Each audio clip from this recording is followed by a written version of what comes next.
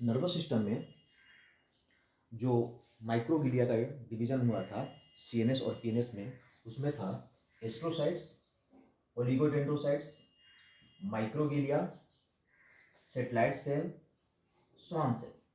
अब एक एक करके देखेंगे इनका काम क्या है।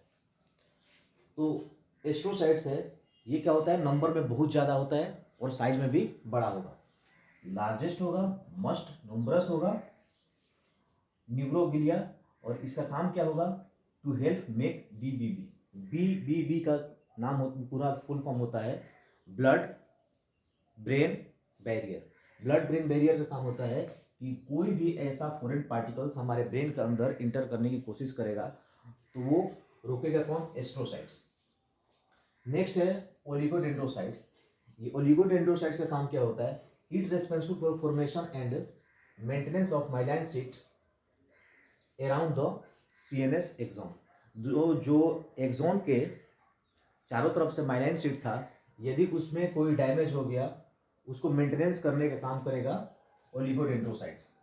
फिर आता है माइक्रोग्लिया। माइक्रोग्लिया का काम क्या होगा, cell function as macrophage phagocytosis when they are migrated to damage the CNS tissue.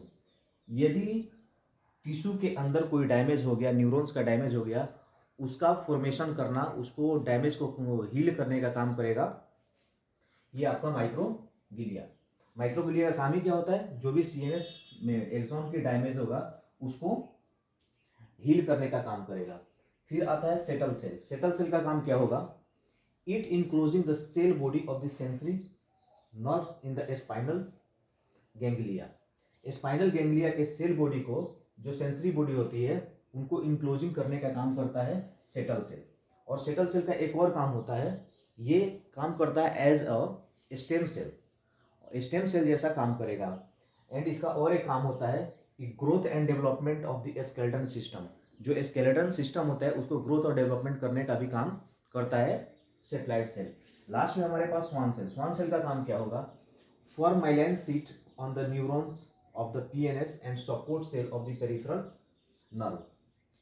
जो भी माइलाइन शीट बनता है उस माइलाइन शीट को बनाने का काम कौन करेगा, स्वान सेल करता है, और सपोर्ट भी करता है हमारे पीएनएस सिस्टम को। ठीक है, थैंक यू।